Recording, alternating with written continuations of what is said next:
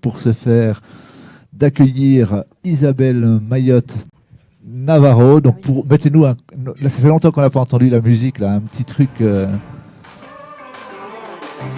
Ah voilà.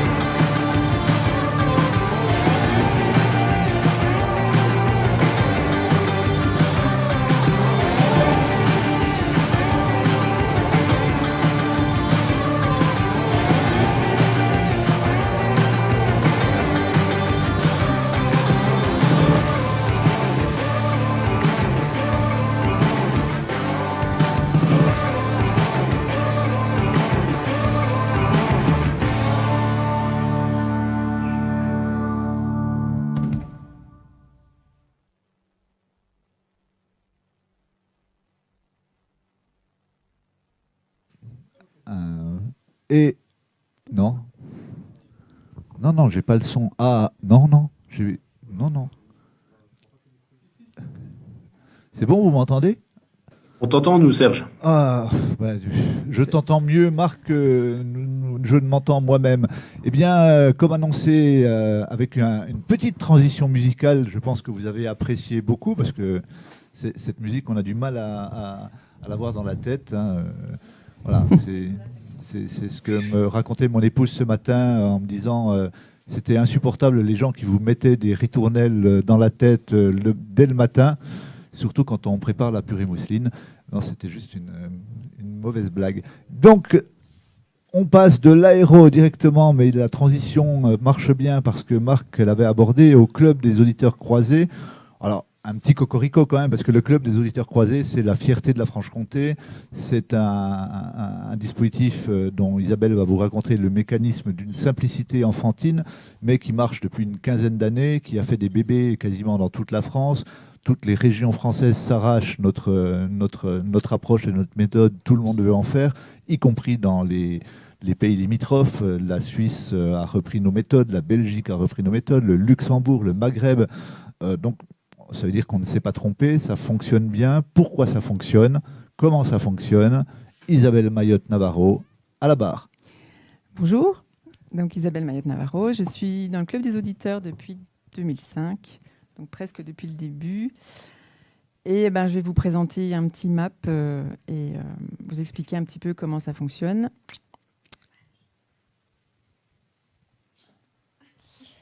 Donc pourquoi le club des auditeurs croisés? À l'origine, donc les audits croisés se pratiquaient en interne, donc audits audit interne, pardon. Et donc, dans les entreprises, les gens, au bout d'un moment, au bout de quelques audits, ont trouvé qu'il y avait un certain essoufflement dans les pratiques d'audit interne, ce qui fait qu'on se retrouvait toujours avec les mêmes questions ou les mêmes audits et un peu de lassitude. D'une part, parce qu'il y avait trop de connaissances entre les auditeurs et les audités. Il y avait une trop bonne connaissance du secteur d'activité au sein de l'entreprise pour la réalisation des audits, et c'était un petit peu toujours les mêmes questions qui étaient posées. Donc l'efficacité des audits internes, on s'est aperçu qu'il y avait une diminution de cette efficacité. Donc pourquoi créer un club des auditeurs croisés? C'était aussi pour créer du lien, un réseau de partage de bonnes pratiques et d'amélioration des pratiques d'audit. Donc ce club d'auditeurs croisés travaille bien sûr en Bourgogne-Franche-Comté, mais pas seulement, puisqu'il travaille aussi avec d'autres structures qui ont aussi des clubs d'auditeurs ou pas. Donc je ne vous liste pas, mais on travaille avec le Rhône-Alpes, Côte d'Azur, etc., avec les Wallons donc en Belgique, etc. Et là, c'est Serge qui va reprendre la parole, mais on est relié au réseau ACID. Allez, je le fais. Le réseau ACID, en fait, c'est une bizarrerie qui est encore une fois née en Franche-Comté, un deuxième cocorico. C'est-à-dire que on s'est rendu compte que quand on est dans un modèle no business, quand on est dans un modèle de partage, forcément, on intéresse beaucoup de monde. Et qui dit partage dit réseau. Et ACID, qui est un affreux acronyme qui veut dire Audit Croisé International Dotation, est une structure. En fait, ce n'est pas une structure, c'est une association de fait. C'est une structure qui n'a jamais été déposée nulle part, qui n'a pas de statut, qui n'a pas de conseil d'administration, qui n'a rien du tout, qui n'a que des gens qui sont volontaires pour travailler et partager leurs outils. Donc, on va retrouver au sein d'ACID, on va retrouver une dizaine de régions françaises, on va retrouver les Wallons, on va retrouver les Luxembourgeois, on va retrouver les Suisses, on va retrouver... Les pays du Maghreb sont en discussion avec nous, en particulier l'UMAC côté Maroc. Des entrepreneurs algériens sont intéressés par le dispositif. On est en échange avec le mouvement québécois de la qualité. On a eu des échanges avec le mouvement roumain de la qualité. Donc, une vraie dynamique internationale sur cette problématique de l'audit. Et on s'est dit, à l'échelle internationale, qu'est-ce qu'on pourrait promouvoir? Et là, alors un premier truc assez traditionnel qu'on appelle les universités de l'audit, c'est-à-dire tous les 2 ans, un des membres du réseau accueille tous les autres chez lui pour inventer des outils, refabriquer des méthodologies. L'année dernière, on a été accueilli par Rhône-Alpes où on a inventé on a expérimenté le premier audit réalisé par un robot à distance. C'était assez original. Donc, ça a été une référence. C'était les prémices de l'audit distanciel. Précédemment, on s'était retrouvé au bord du circuit de Spa en Belgique pour réfléchir à la méthode de qualification des auditeurs, et j'y reviendrai. Les années d'avant, on était royalement au bord du lac de Chalin en train d'imaginer les premiers outils, et entre autres, Isabelle vous en parlera, le fameux Murder Game qui aujourd'hui sert à la formation des auditeurs. Et on devrait être invité en 2022 par la région Occitanie qui devrait à un moment donné remettre à plat les processus d'audit à l'échelle du territoire. Et puis le deuxième qui était très très culotté, qui était de se dire, on voit de plus en plus arriver dans les CV des auditeurs le fait d'être auditeur croisé. Et on s'est dit, tiens, il y a peut-être une opportunité, et on va fabriquer un système de reconnaissance et de valorisation des compétences. Donc, on a mis en place, à l'échelle de l'ensemble de ce réseau-là, un outil d'auto-évaluation des auditeurs qui permet, à un moment donné, de définir les compétences des gens, c'est-à-dire on a utilisé le système américain des open badges, des badges numériques qui fonctionnent sur les réseaux sociaux. Vous pouvez avoir des badges numériques, vous les déposez par exemple sur vos réseaux préférés comme LinkedIn. En gros, vous vous auto-évaluez et vous avez un de vos pairs qui est qualifié pour le faire dans chaque association, qui va reconnaître ses compétences et vous attribuer ce niveau de compétence. Et aujourd'hui, on a des gens qui, à travers le territoire français et les pays limitrophes, qui ont la qualification d'auditeur croisé international expert, qui n'a d'autre valeur que d'être reconnu par ses pairs comme étant un expert en matière d'audit interne. Et le dispositif marche plutôt bien parce qu'effectivement, on le voit apparaître dans les CV de nos auditeurs. Et ce qui veut dire qu'un auditeur croisé qui ferait un audit à Marrakech et qui serait auditeur croisé expert international aurait le même niveau de compétence qu'un auditeur l'UMFQ qui aurait passé, l'UMFQ Bourgogne-Franche-Comté, qui aurait passé la même certification. Donc, ce n'est pas une certification, pardon, j'ai fait un abus de langage, c'est une reconnaissance par ses pairs. Voilà, ça c'est le réseau ACID. Donc, tous les clubs en France qui sont quasiment adhérents de fait de ce dispositif-là et peuvent bénéficier de ce dispositif de reconnaissance par leurs pairs. Merci Serge, plus loquace que moi. Donc, oh là là, c'est plus visible.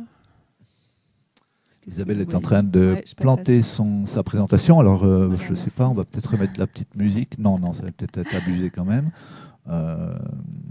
Donc, là, elle est impassible, mais elle panique. Là. Vous ne le voyez pas, mais en fait, c'est comme l'image du canard qu'on a vu tout à l'heure. Vous avez l'impression d'avoir une sérénité extérieure, mais ça mouline à l'intérieur. Ça mouline parce que l'ordinateur ne répond pas. Vas-y. Mais tu partages toujours pas, là. Bah si. Si. Donc, pourquoi le club des auditeurs croisés pour créer de l'innovation, c'est-à-dire des nouveaux outils en termes d'audit concernant les autres. Ouais, j'ai planté mon truc, en fait. Je suis désolée. Non, c'est bon, ça marche.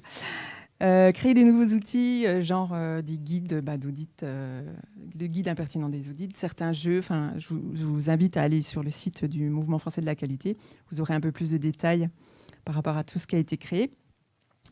Et des nouvelles pratiques. Et Serge en a parlé tout à l'heure. On a expérimenté un audit au travers d'un robot au MFQ Rhône-Alpes. Et on a fait des audits visio.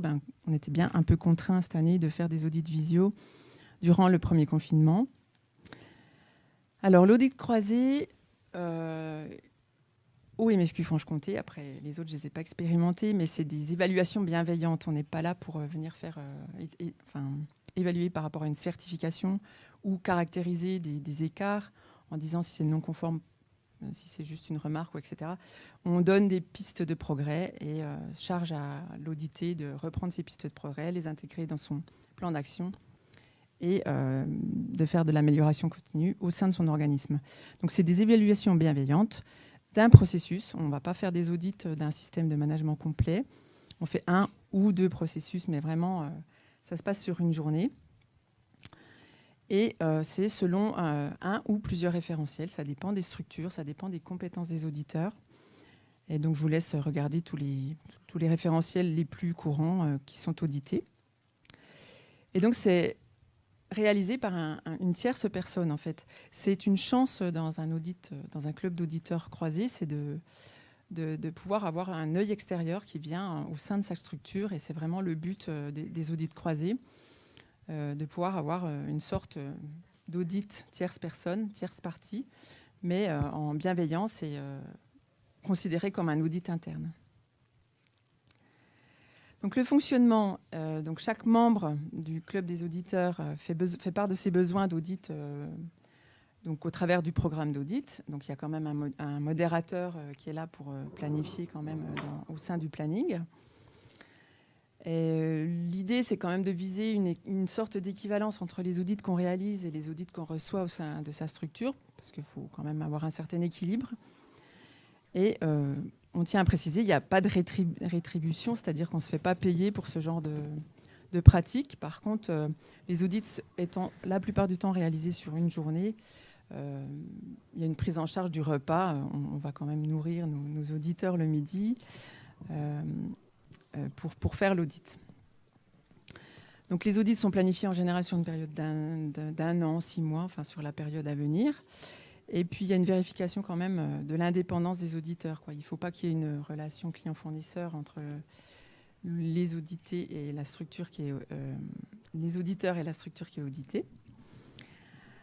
Les audits sont réalisés donc par des auditeurs expérimentés. On verra un petit peu plus loin qu'il y a certaines catégories. Enfin, vous avez déjà vu passer badge bébé auditeur, badge expert, etc. Donc, on va en parler un petit peu rapidement. Et c'est par une équipe d'auditeurs. En général, c'est un responsable d'audit, un auditeur, un ou une, pardon. Des fois, il suffit d'un responsable d'audit si on n'arrive pas à avoir vraiment plein de gens qui ont cette compétence, mais ça peut arriver. Et donc, c'est en général sur une journée. Et ce que je voulais dire aussi, c'est que le club enclenche la mise en relation des auditeurs et des audités au travers du planning d'audit. Mais une fois que les audits sont planifiés, une fois que c'est entré dans le planning, après, la gestion de l'audit se fait entre l'auditeur et l'audité, les auditeurs et les audités, la planification de l'audit, le plan d'audit, le déroulement de l'audit, etc. Et puis, après l'audit, il y a une évaluation de la part de l'audité et, des auditeurs par rapport à ce retour d'expérience sur la réalisation de l'audit. Voilà. Donc, en termes d'intégration, on ne voit peut-être pas tout à l'écran, mais ça va circuler. Pour pouvoir intégrer le club des auditeurs croisés, il faut déjà au préalable avoir suivi une formation à l'audit, parce qu'on ne peut pas assurer une formation à l'audit telles qu'elles sont faites par ailleurs dans des structures de formation. Il y a une journée d'intégration qui se fait au sein du MFQ et qui utilise actuellement le jeu Murder Party ou Panique à la maison de retraite. Enfin, il a plusieurs noms, mais on peut vous en parler si vous avez besoin. Et sur le site, c'est indiqué. Alors, il y a Serge qui est en train de démonter le bureau pour essayer de vous montrer à l'écran le boîtier de Murder Party. Donc ensuite, on devient donc à la suite de cette journée d'intégration, on passe de RTL à téléachat. Donc après RTL et la valise, nous passons à téléachat. Donc le guide, le jeu Panique à la maison de retraite, le kit complet pour animer vos séances de formation d'auditeurs croisés. Vas-y, tu peux reprendre. Merci. Donc on passe après cette journée d'intégration, après avoir joué à ce jeu et pratiqué l'audit bienveillant, on passe au stade de bébé auditeur. Et pour passer au stade d'auditeur junior, j'ai donné un exemple, mais ce n'est pas restrictif. On doit réaliser quand même 2 audits en tant qu'auditeur. Enfin, c'est une échelle, hein, pour devenir auditeur junior.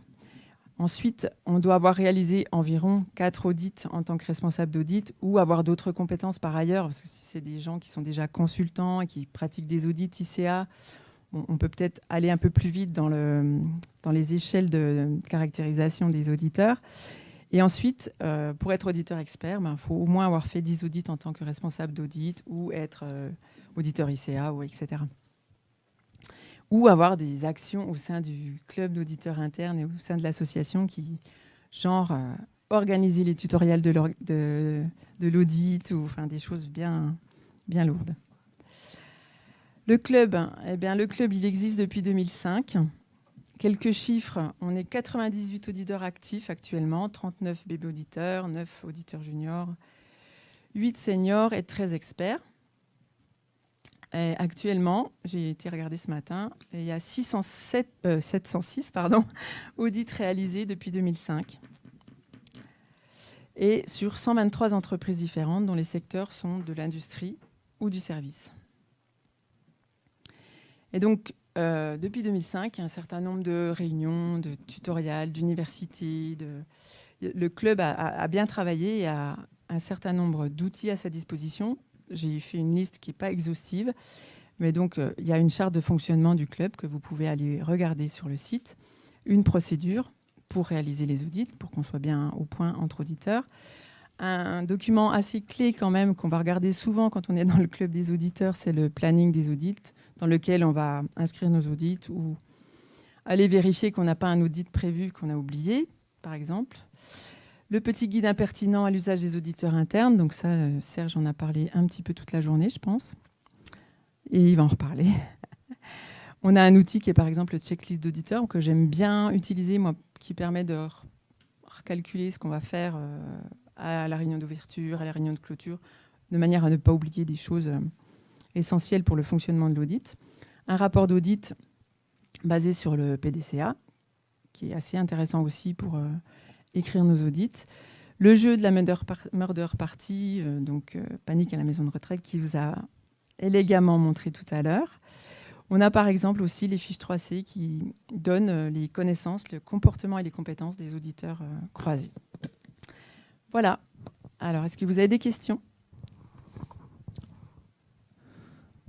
N'hésitez pas à poser des questions. Je reviens simplement sur les outils. Alors, si vous avez la curiosité d'aller sur le site du MFQ BFC, vous allez retrouver quasiment tous les outils en téléchargement libre. Vous retrouverez les mêmes outils d'ailleurs en téléchargement libre sur le site du MFQ Rhône-Alpes, sur le site de Qualité Service Public Lorraine, en fait de tous les membres du réseau, parce que c'est un principe.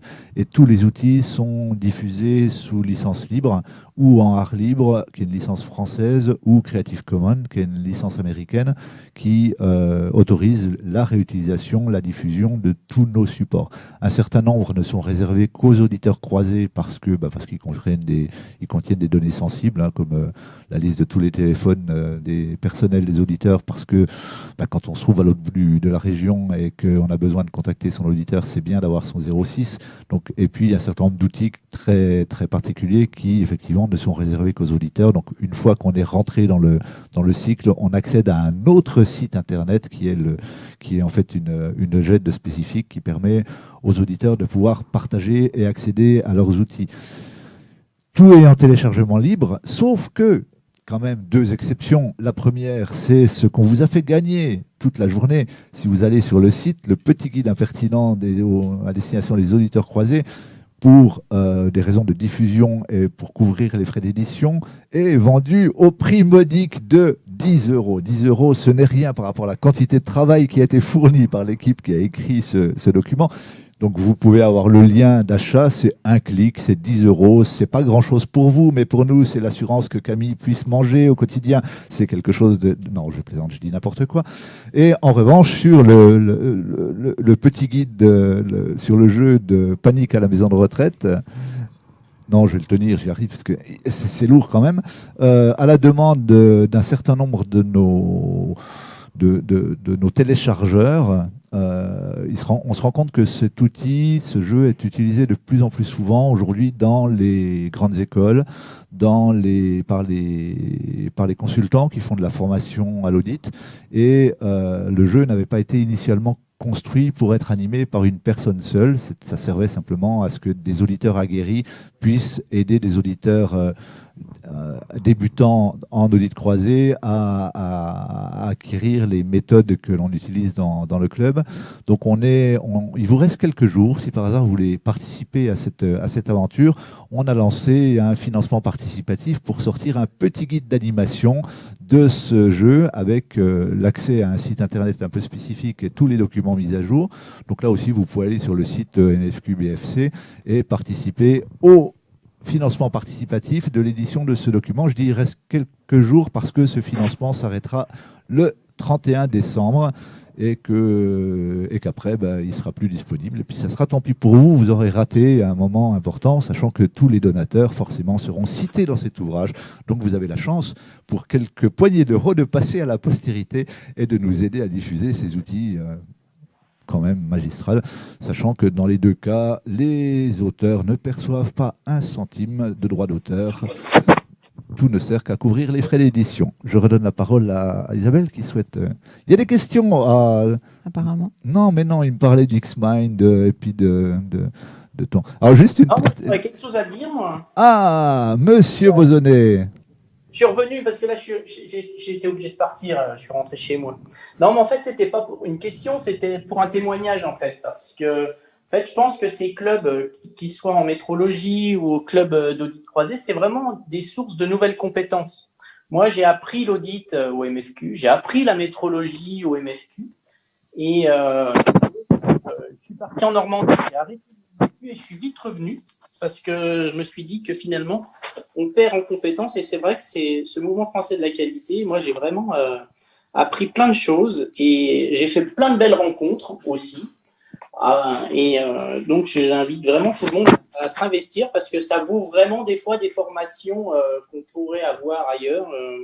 Et en plus, on peut avoir des bons échanges donc de partage. Ouais, j'abonde dans ton sens en fait, puisque j'ai appris certains nouveaux référentiels, à auditer certains nouveaux référentiels au club de croisé. Oui, aussi. Oui. Et les nouvelles versions de normes. Et c'est vrai que c'est très, très riche. Oui, c'est comme le disait tout à l'heure, comme le disait Isabelle, un audit se réalise forcément à deux. de deux personnes qui ne sont pas issues de la même entreprise. Donc c'est l'occasion de croiser les compétences, c'est l'occasion d'aller faire un bout de chemin avec des experts en audit, parce que notre club n'est pas fermé aux consultants. Il y a beaucoup de consultants qui sont chez nous, qui offrent de leur temps pour faire de l'audit croisé. Ça vaut le coup d'aller avec eux, et ça vaut le coup d'aller avec un responsable d'audit, effectivement, qui maîtrise un référentiel que l'on ne connaît pas, pour le découvrir, puis apprendre à auditer dessus. Et ce genre, c'est comme ça que la liste que vous a présentée Isabelle en matière de référentiel que l'on est capable aujourd'hui d'auditer, elle est impressionnante. Quand on a commencé, on était tout juste capable d'auditer de la 9001. Pas tout juste capable, c'est déjà bien. On savait auditer de la 9001, c'est tout. On a commencé après à chercher des gens qui étaient capables d'auditer un peu de 14001 parce que les démarches environnementales commençaient à se déployer. Et puis avant la 45000, un peu d'OHSAH 18000 sur la santé et sécurité au travail. Et puis peu à peu, parce que les demandes sont arrivées, et le meilleur exemple, je vais prendre, c'est la 17025, la norme qui régit le fonctionnement des laboratoires. On était à 0 compétence sur la région. Les compétences, on allait les chercher en Alsace. Donc le MFQ Alsace avait des auditeurs qui étaient formés à la 17025 parce qu'ils avaient un club labo. Et pendant quelques années, nos audits ont été conduits par les auditeurs alsaciens et accompagnés par des auditeurs franc-comtois. Aujourd'hui, on a de la chance, on est capable de faire en autonomie ce type d'audit parce qu'on a des gens qui sont qualifiés pour le faire. Récemment, on a fait les audits blancs de l'ensemble des bibliothèques universitaires sur le base du référentiel Marianne, qui est un référentiel qualité de l'accueil des usagers de l'État. 3 ans avant, on était incapable de faire ce genre d'audit. Aujourd'hui, on est capable de mettre à disposition des établissements publics qui le souhaitent une trentaine d'auditeurs capables de faire de l'audit sur ce référentiel. Donc, on est en apprentissage perpétuel et continuellement, les auditeurs acquièrent effectivement de nouvelles compétences, de nouvelles manières de faire et de nouveaux référentiels sur lesquels pouvoir faire de l'audit. Oui, et puis je pourrais rajouter aussi, c'est qu'on voit d'autres métiers. En fait, on ne se cantonne pas d'être dans son secteur d'activité, on voit d'autres métiers. Moi, je viens du milieu médical, chimie, etc. Et j'ai vu carrément, j'ai été faire des audits en métallurgie, donc où on voit des coulées, enfin voilà, il y a des choses, c'est vraiment très très riche en termes de culture. Voilà, moi c'est mon expérience. Et puis pour en revenir à la métrologie aussi, là tout à l'heure, j'ai pas eu le temps de causer trop, mais c'est pareil, c'est des choses, on apprend des nouvelles choses, on va voir d'autres choses, on va voir d'autres métiers, et c'est très très riche en termes de culture, d'audit. Voilà, c'était la minute de la Normandie. Merci la Normandie. Eh bien, parce qu'on arrive au bout du timing et que je ne vois pas d'autres questions hormis les problèmes gastriques de Jérôme, mais donc on va passer à la séquence quiz. Un petit coup de musique pour la séquence quiz, Nicolas, s'il te plaît.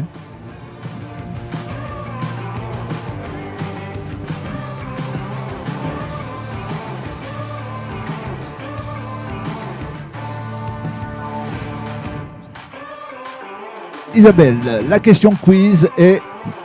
Alors, combien y a-t-il d'auditeurs dans le club d'audit? Bourgogne-Franche-Comté, entendons-nous. Eh bien, 06 46 04 13 71.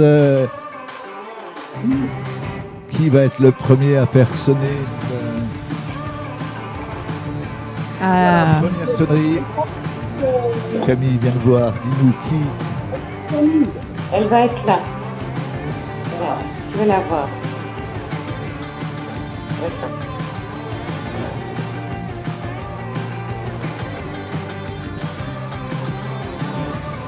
C'est faux. Non, Jérôme, tu t'es trompé. Encore une fois, combien d'auditeurs dans le club? La valeur approchante, allez, on se dépêche, on va pas y passer la nuit quand même. Vous avez écouté un petit peu?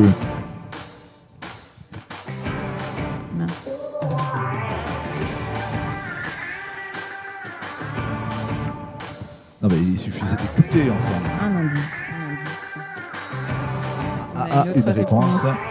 Un indice, c'est moins de 1000. 16 632, mauvaise réponse. Moins de 1000 et plus de 50. Attention.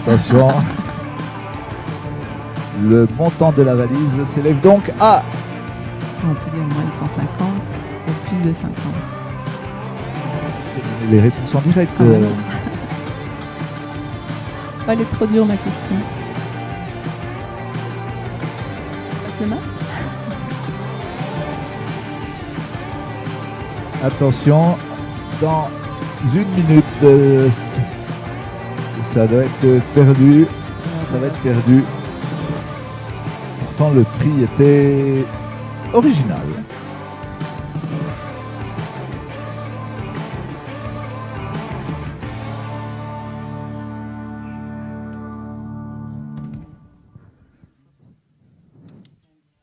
Non. Eh bien, chère Isabelle, tant pis. Oh, Le mince. quiz a été perdu malgré les 2 tentatives hasardeuses d'un certain Jérôme. Une réponse. Une réponse de dernière minute. Qui C'est Combien? ça? In extremis, une réponse juste vient de pile tomber. poil. Je pense que c'est quelqu'un qui a enregistré le truc, non? Quelqu'un qui a fait le replay à l'envers sur YouTube. Camille est en train de composer le numéro. La tension est à nouveau à son comble.